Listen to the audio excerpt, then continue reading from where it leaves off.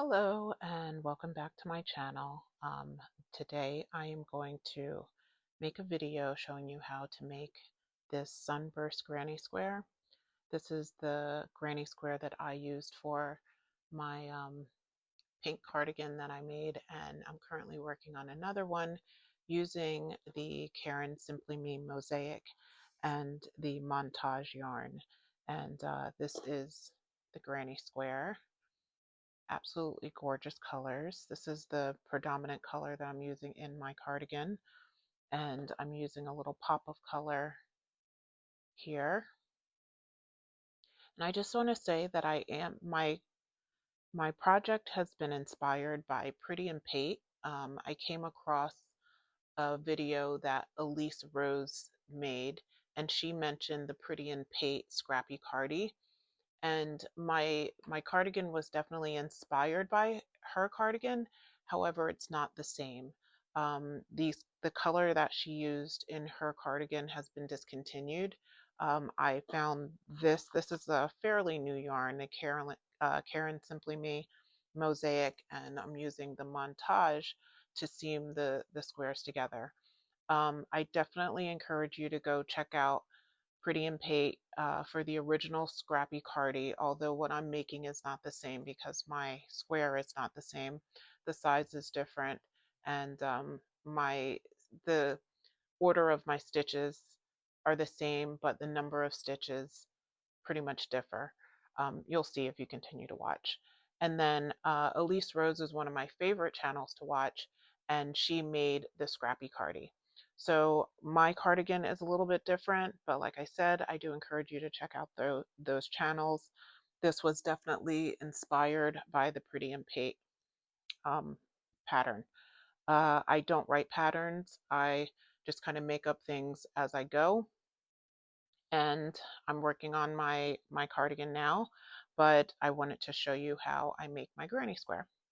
So I use a 6mm crochet hook. This is my Clover hook, and as mentioned before, I'm using the Yarnspirations Caron Simply Me Mosaic. This is a category 5 bulky weight yarn. It's 62% acrylic, 20% nylon, and 18% wool. It is a little splitty, so it may be a little difficult for beginners. Um, I also recommend that you have a really good crochet hook when you're using yarn that is plied this way because it can split on you.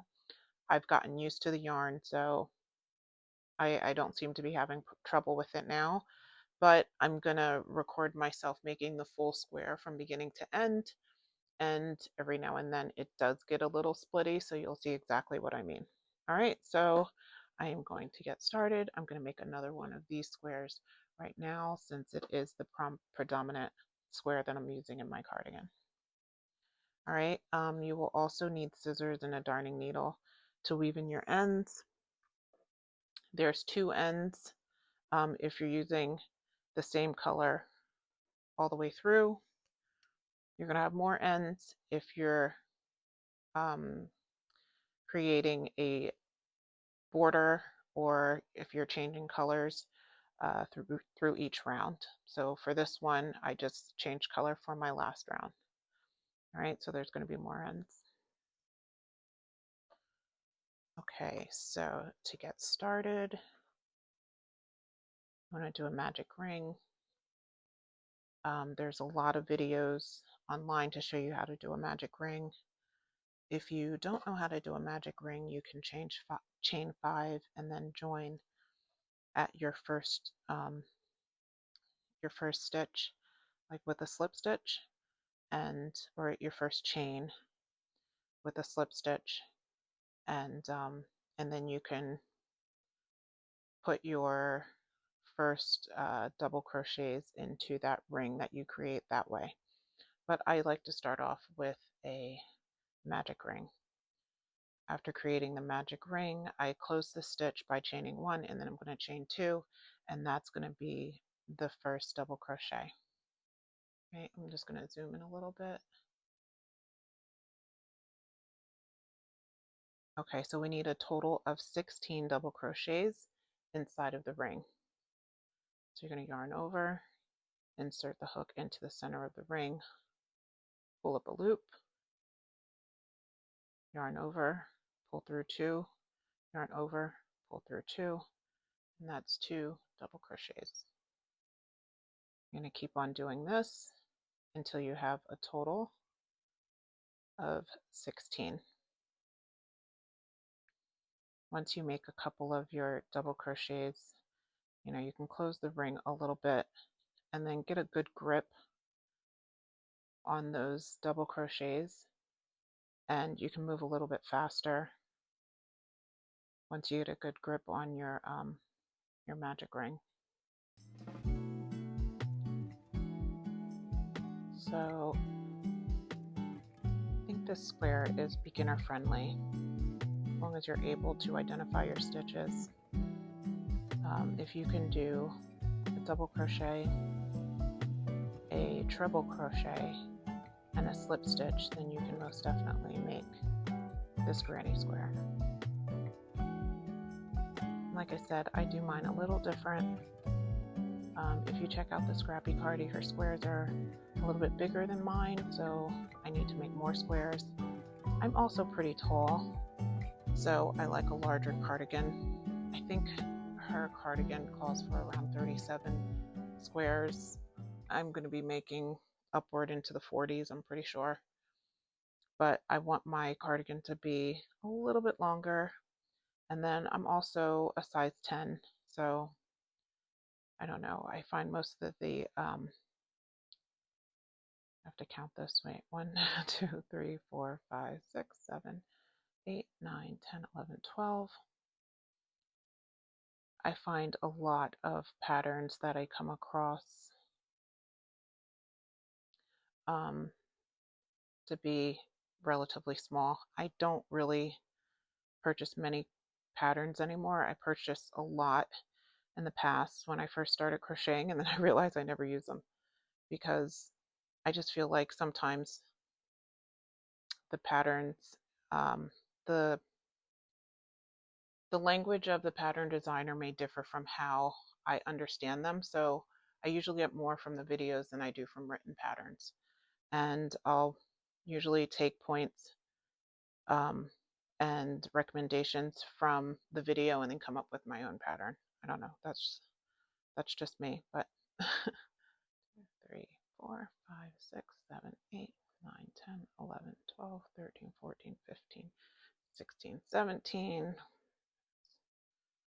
And I really like to just make sure that I made enough stitches, because you don't want to finish the whole square and then realize that you're off. 3, 4, 5, 6, 7, 8, 9, 10, 11, 12, 13, 14, 15, 16. Okay, after you do your 16 double crochets, you're going to slip stitch, inserting your hook at the top of that first chain, and then chain 2. Now we're going to make puff stitches between each stitch, right? Starting right here is your chain 2. We're going to make puff stitches by yarning over, insert between the stitches, pull up a loop, make sure you pull it up pretty high, yarn over again, insert your hook, pull up another loop, yarn over again, insert your hook, pull up another loop. You should have 7 loops on your hook, yarn over, pull through all 7, and then close the stitch with a chain. All right, let's do that again. Find that next space, yarn over, insert, pull up a loop, yarn over, insert, pull up a loop, yarn over, insert, pull up a loop, yarn over, pull through all of your loops, and close the stitch. All right, so you're going to do that all the way around until you have 16 puff stitches. And I usually find that around this, when I'm like this round here, the second round, when I'm doing the puff stitches. That's usually when I see the yarn starting to split a lot. But I've made so many squares between the two cardigans that I've made with this square. I've kind of picked up my pace, and I noticed that the splitting has slowed down quite a bit. So if you speed up, then the splitting will slow down. But it does like to split, so I would just be careful of that. But this yarn is really, really gorgeous. I love the color choices, and I think you can get it from the Yarnspirations website. I think they have a website. I've never ordered from there, but they are also, you can also find this yarn at Michael's. And I noticed that if you order online and then pick up in store, then, oops, I don't think I did enough. Did I do enough? 1, 2, 3, 4, 5, no.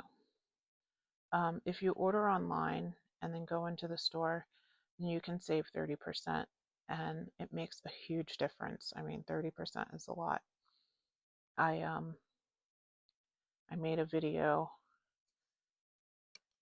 when I visited Michael's near me. I'm in the Princeton area in New Jersey, and I noticed that the prices were I just felt like everything was so expensive.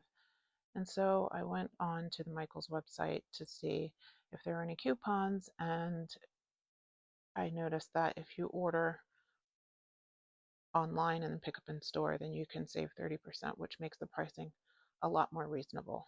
So if you're able to do that, I would definitely recommend it.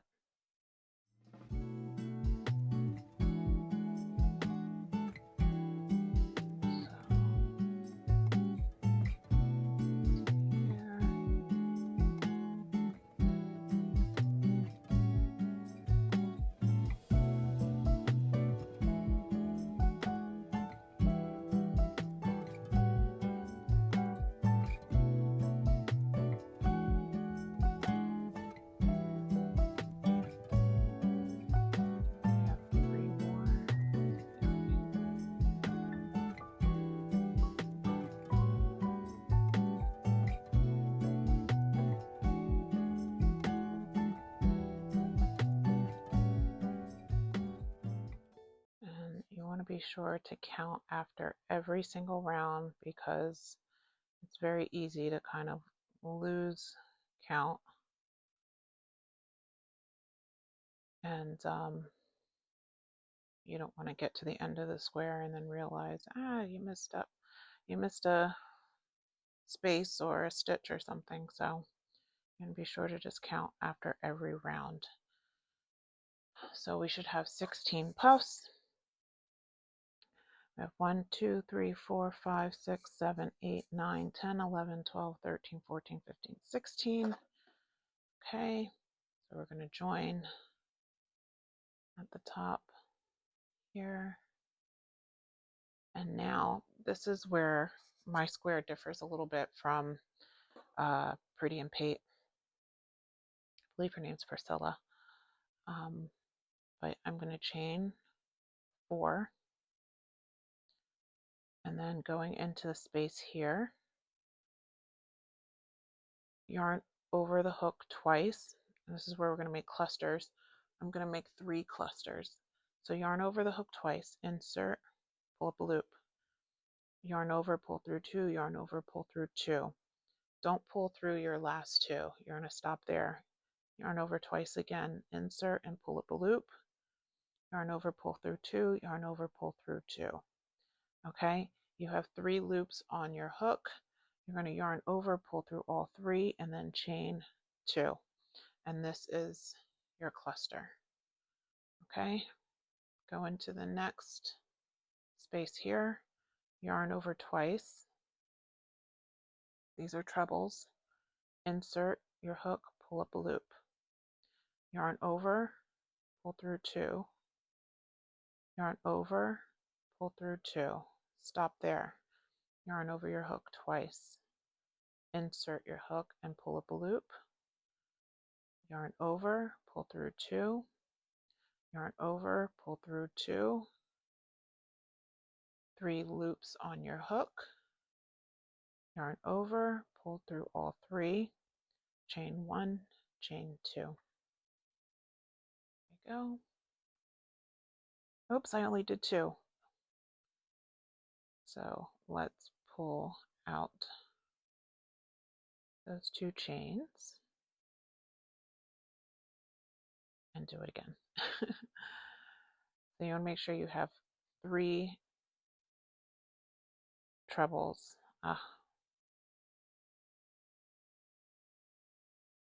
Sorry. I'm not paying attention. I feel like when I move slower, then I make more mistakes. Yarn over twice, insert, pull the loop, pull the loop, yarn over twice. There we go. And there we go. Now we have 3. Pull through all the loops and chain twice. Okay. So no worries. I'm not going to stop the video. I'm actually going to film everything that I'm doing all the way through. No edits. So we're going to move on to the next.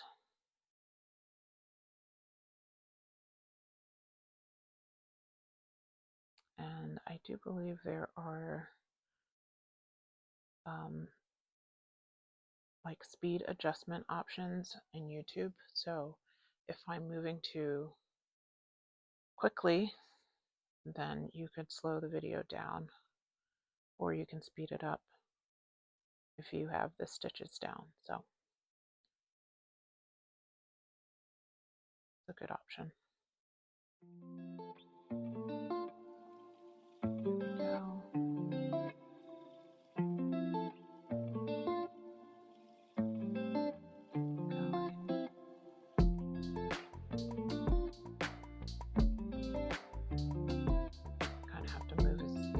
Quickly as I can because I lose light very quickly. I live in an apartment that backs up to woods, so I don't get the sunrise, I get the sunset, and it doesn't last very long, so I can't really make videos whenever I want unless I'm using artificial lighting. I really prefer natural lighting. Even now I feel like it's a little dark, but I guess the yarn is kind of true to color. It looks a little more vibrant than it actually is. Yeah, it looks pretty true to color. I guess it depends on what screen you're looking at when you're looking at this video. Right.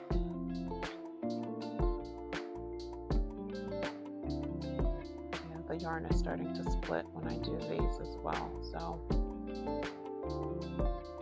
you're getting to see exactly how this yarn works.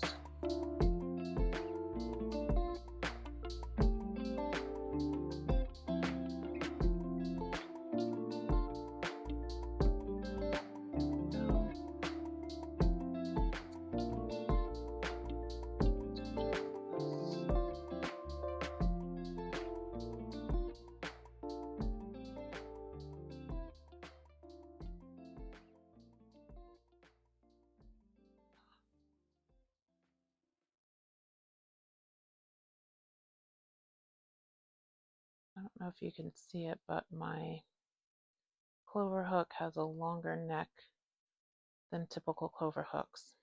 You see that? And that was done on purpose. I actually pulled the handle down just slightly because the neck for me was a little short, and I actually prefer using the hook this way. I have 2 sets of the Clover hook, so I have one set that's, regular length, and then the other that's pulled down a little bit like this. I actually prefer this one. I like a little bit of a longer neck, not too long, but a little bit longer. And this hook has allowed me to really pick up my speed when it comes to the squares. So if you like a longer neck, maybe you could pull down the handle on your favorite hook a little bit. Whoops. Splitting. Just be sure it's going through right hole.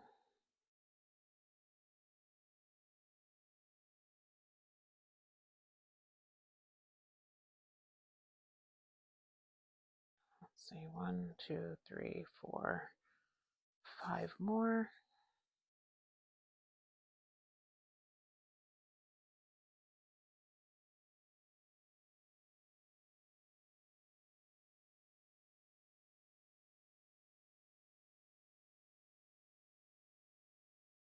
And let's see, yarn over twice, insert, pull up a loop, pull through 2, pull through 2, insert, pull through 2, pull through 2,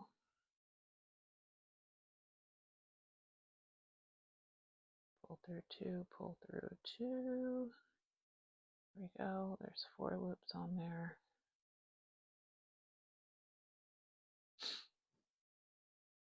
Let's do it again. Over. Another thing you may notice is with the technique, especially if you're new to crochet, you know, my left arm is just as active as my right arm when I crochet. I think that when I first started, if your right hand is your dominant hand, then I moved my right hand a lot. But now I feel like I move my left hand just as much as I move my right hand. And it helps prevent fatigue in my hands. I don't crochet full time. I have a full-time office job, and you know, there's a lot of typing and staring at screens. So I try to exercise my hands as much as possible, as not to get like carpal tunnel. And then the fact that I do a lot of like art projects and so forth, I think my hands and my wrists are susceptible to a lot of pain. So I started moving my left hand just as much as I move my right. So especially when I'm doing my yarn overs, I'll just use my left hand to do my yarn overs. So I don't know if that's a good thing or a bad thing, but it helps me, you know, not feel so fatigued. All right, so I think I did my 16 clusters. They are a cluster of 3 trebles. So we're going to count them. This is 1, 2, 3, 4, 5, 6, 7, 8, 9, 10, 11, 12, 13, 14, 15, and 16. All right, so we're going to join at the top here and slip stitch. And now we're going to do the last round where we turn the circle into a square.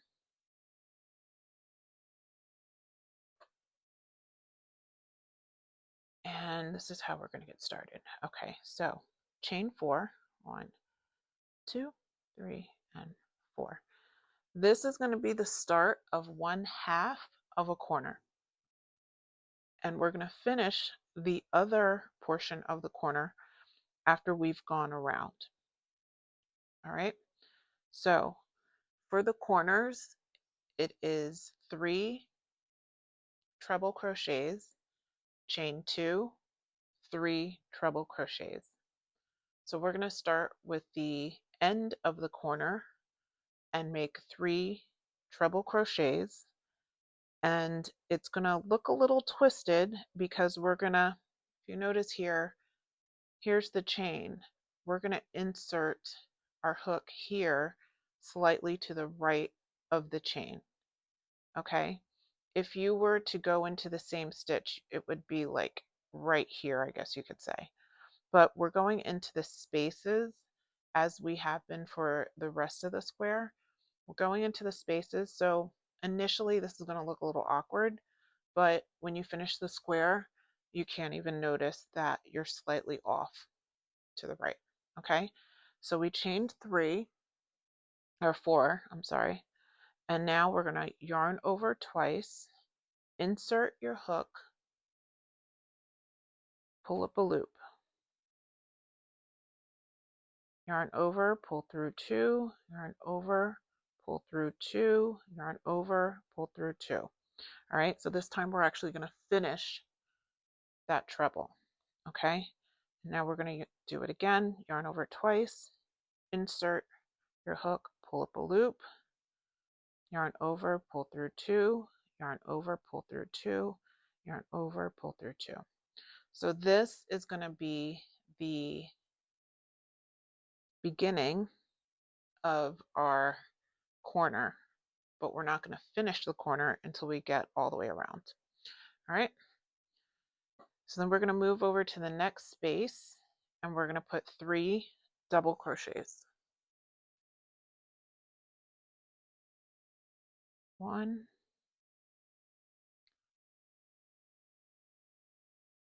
2, and 3. Next space, 3 double crochets. It's getting tangled.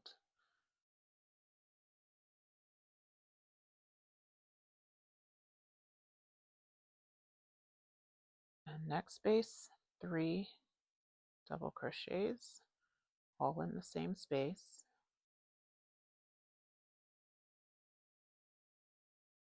And now we're going to do a complete corner. So for the corners, yarn over twice and do a treble, yarn over twice, treble, all in the same space. I'll see it splitting. There we go. Yarn over twice. That is our 3rd treble.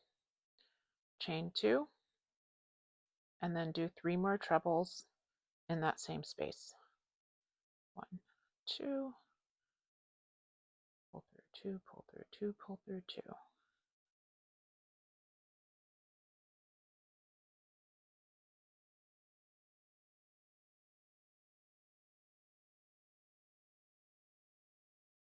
And here we have a completed corner.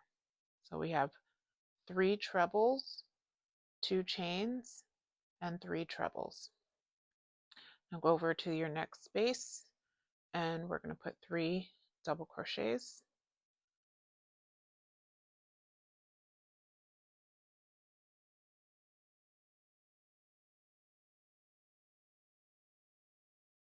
Next space, 3 double crochets.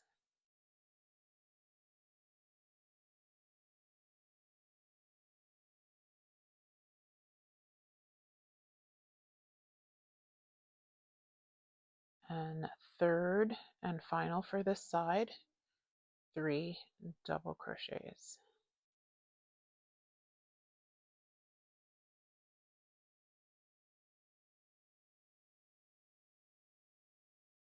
Okay, we have our 3 double crochets, 3 sets of 3 double crochets. Let's move over to this next space here and we're going to make another corner. Yarn over twice,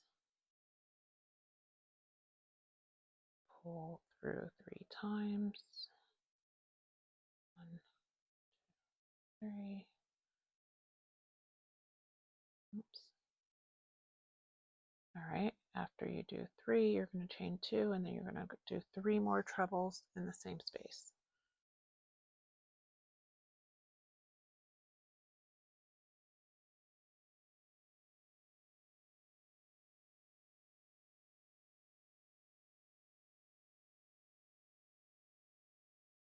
There we go. We have another corner and just repeat that all the way around. So we're in the next 3 spaces, we're going to do the double crochets, 3 double crochets, And I'm just going to speed up a little bit here. Whoops. 1 minute. I think I'm losing my light.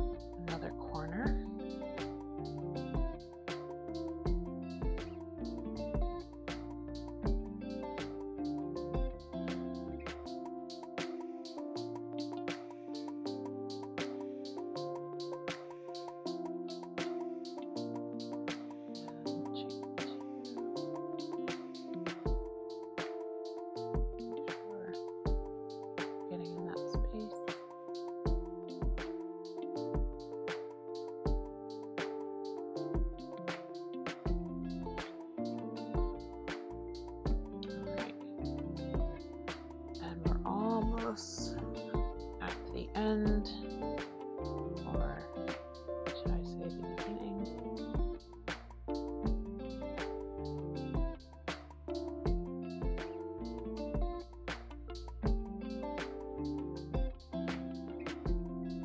Gosh, I really made so many of these granny squares. I mean, it's like becomes muscle memory after a while. You can actually make them without actually looking at them. I've been watching the World Cup games. I've been watching TV shows while I'm doing these. I've gone on walks while making these. They really do become quite easy after you've made tons of them. Okay, so we're about to finish up the square. I finished my last 3 sets of double crochets, and this is where we started the corner. So we're going to complete the corner with 3 treble crochets. Let me just kind of, I want to pull these apart so you could see that there's 3 here. Oh, there we go. So there's 3 treble crochets here, and we're going to complete the trebles here and then the chain 2. All right, so yarn over twice, 3,